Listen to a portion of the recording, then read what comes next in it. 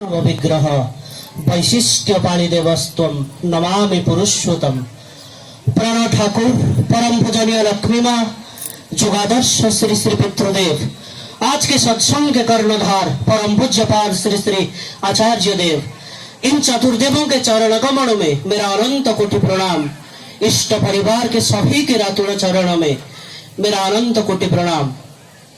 आज के इस सांध्य हरियासर में उपस्थित ठाकुर के पुतपांगधारी सहप्रतिनिधिगण, जाजक धैर्य कर्मीगण, इष्ट प्राणेश गुरु भक्त मंडली, मातृमंडली, छोटे छोटे बच्चे, सभी के अंतर में वही परम पुरुष के सत्ता विराजमान। सभी को मेरे अंतर के प्रीतिपूर्ण जय गुरु एवं यथास्थाने यथायोग्य प्रणाम निवेदन करता हूँ।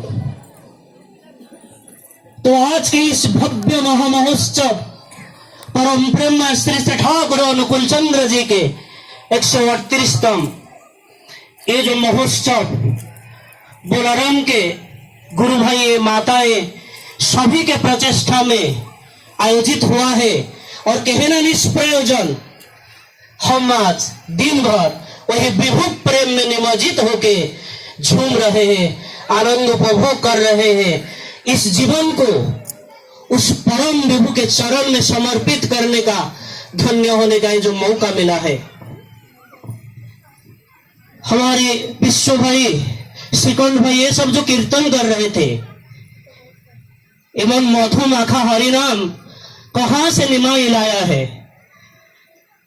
इसे गोदाम कीर्तन के बाद उसी दिन वही विश्व विधाता के भाव समाधि हुआ था, और उस विश्व विधाता के कर्ण से मंद्र मधुर स्वर से निश्रुत हुआ था, जखन तोरा से ही ब्रजनेराय नित्य आसे मातीज, तखन हमें प्रति घटे घटे श्री कृष्ण।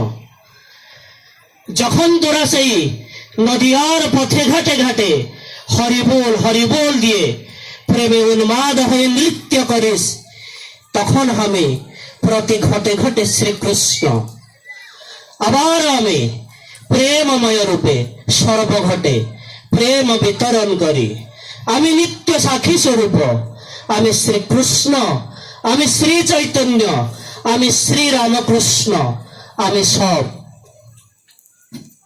तो कहना निष्प्रयोजन, ये जो जीवन है, ये जीवन की उद्देश्य है उनके चरण में खुद को निमज्जित करके इस जीवन को धन्य करना। वासुदेव मंडल तो बोल रहे थे, पूज्यपाद पितृदेव को सपन्ना जब पूछ रहे थे इस जीवन का उद्देश्य क्या है, हमको पहले ये देखना है कि हमको जीवन कैसे मिला है। कहते हैं कि 84 लाख जोनी के बाद इस जन्म मिला है। गीता में भी वही बात वर्णित है कि बहुनाम जन्मनाम अंते ज्ञान बान माम प्रपद्यन्ते। पितृदेव उसी दिन बोल रहे थे कि बहुत जन्म की जब सुकृत या पुण्य रहता है हमको ये मनुष्य जन्म मिलता है। अगर ततोधिक पुण्य रहता है तब इस जन्म में वही ईश्वर को ग्रहण करने का मौका मिलता है। अगर ततोधिक पुण्य रहता है, ये जुग के जो जुग पुरुषोत्तम उनको अपने जीवन में ग्रहण करके उनके कर्म करने का सुयोग मिलता है। तो हम सब भाग्यवान हैं। बड़े भाग मानुष तो न पावा, सुर दुर्लभ सब ग्रंथ निगावा, नरक स्वर्ग अपवर्ग निसेने, ज्ञान विराग सकल सुख देने। रामचरितमानस में भी वही चीजें वर्णित है कि बड़े भाग्य है मनुष्य जन्म मिलना, बड़े भाग मानुष तो न पावा, सुर दुर्लभ सब ग्रंथ निगावा। ये जो जन्म है ना, ये देवताओं को भी दुर्लभ है, क्योंकि इस जन्म में आपको सब कुछ मिल सकता है। इसको जन्म में आपको नरक मिल सकता है, स्वर्ग मिल सकता है, अपवर्ग में मिल सकता है। नरक स्वर्ग अपवर्ग निसेने, ज्ञान विराग सकल सुख देने। लेकिन वो जो प्राप्ति हम लोग तो सब चाहते हैं। हमारे जो सत्ता सचिदानंदमय होता है, जो अस्तित्व अपने अस्तित्व को बजाय रखना चाहता है, जो चेतनशील रहना चाहता है, जो वर्धन की ओर बढ़ना चाहता है, और ये सबके खुराक जहां से मिलता है उसको धर्म कहा जाता है। और किसी भी वजह से हमारी जो आत्मिक चेतना में जब भ्रांति आता है, कुसंस्कार कबलित होके प्रकृति परिचालित होके हम जब विस्मृति के गर्भ में धावित होते हैं, विलय की ओर बढ़ते हैं, हमको म्लेच्छ कहा जाता है। और जब अंतर की जो आत्मिक चेतना जागृत होता है, तब वो ढूंढने लगता है कि पंथा क्या है, कि इस राह पे चलने से मेरा जीवन सरस सुंदर मधुमय मंजुल हो उठेगा। और ये जो प्रश्न सिर्फ एक युग की नहीं, ये प्रश्न हर युग की। उसी दिन महाभारत वन पर्व में धर्मजार युधिष्ठिर को जक्ष वही प्रश्न पूछे थे कि कहो पंथा, पंथा क्या है, व्हाट इज द वे। और उत्तर में एक सुंदर उत्तर रखे थे धर्मराज कि तर्क प्रतिष्ठो श्रुतयो विभिन्ना नैको मुनिर्जस्य मतम प्रमाणम धर्मस्य तत्त्वं निहितं गुहाया महाजन हो जेन गतः स पंथा। जो महत जन होते हैं उनके गम्य पंथा ही अनुसरणीय होते हैं। हमको जीवन में एक आदर्श चाहिए। Every man has its own brand which only an ideal can fulfil. तो ये जो आदर्श किसको कहते हैं? वो आया है आ उपसर्ग दृश धातु। जिनको देख के वो आईना के जैसे होते हैं, जिनको देख के हम खुद को सुधार सकते हैं। हमारे मुंह पे चेहरे पे कुछ लगा है, हमारे कपड़े में कुछ लगा है, हम आईने के सामने खड़े हो जाते हैं और खुद को निखार के देखते हैं क्या कुछ लगा है और सुधार लेते हैं। ये आदर्श ठीक उसी तरह होते हैं जिनको देख के हम खुद को सुधार सके।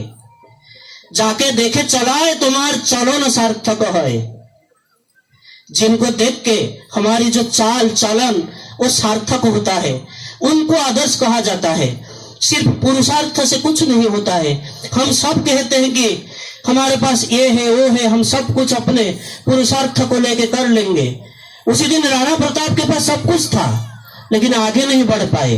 लेकिन शिवाजी महाराज को देखिए, उनके जीवन में एक आदर्श था और उनको सब कुछ न्यूछावर करके वो इतना महान हो पाए।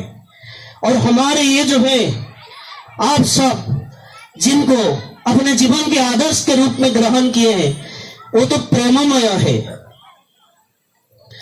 यह थोड़ी सी जमीन के लिए युद्ध होता है, रक्तपात होता है।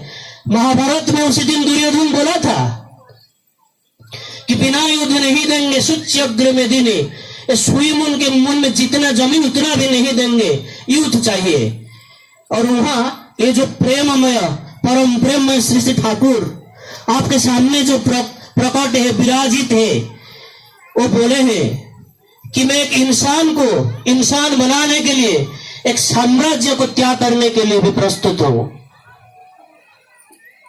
तुम्हारे अंदर अगर ऐसा शक्ति हो जिसे तुम चंद्र सूर्य कक्ष च्युत कर सकते हो, पृथ्वी को तोड़ के टुकड़े टुकड़े कर सकते हो, या सभी को ऐश्वर्यशाली कर सकते हो, अगर तुम्हारे अंदर प्रेम नहीं तो तुम्हारा कुछ नहीं। एक भक्त पूछते हैं आप क्या चोर को भी उतना प्रेम कर सकते हैं? आप क्या वेश्या को भी उतना प्रेम कर सकते हैं? आपके मावाली को भी क्या इतना प्रेम कर सकते हैं? एक सुंदर उत्तर रखते हैं। ठाकुर मुस्कुराते हैं और बोलते हैं कि नारियल का पानी वो क्या चोर के लिए भी क्या पिता हो जाता है? उसके लिए भी उतना ही मीठा होता है। मेरे अंदर कोई अगर बीमारी है, आप मुझे डॉक्टर खाना लोगे, मेरा इलाज कराओगे ना, मुझे सजा दोगे। अच्छे को तो सब प्यार करते हैं, क्या हम बुरे को भी प्यार नहीं कर सकते? उसको क्या जीने का हक नहीं है? उसकी सत्ता क्या सच्चिदानंदमय नहीं है? उसकी बीबी बच्चों के पेट के जो ज्वाला क्या उनको दर्द नहीं देता? उनको क्या सुधरने का मौका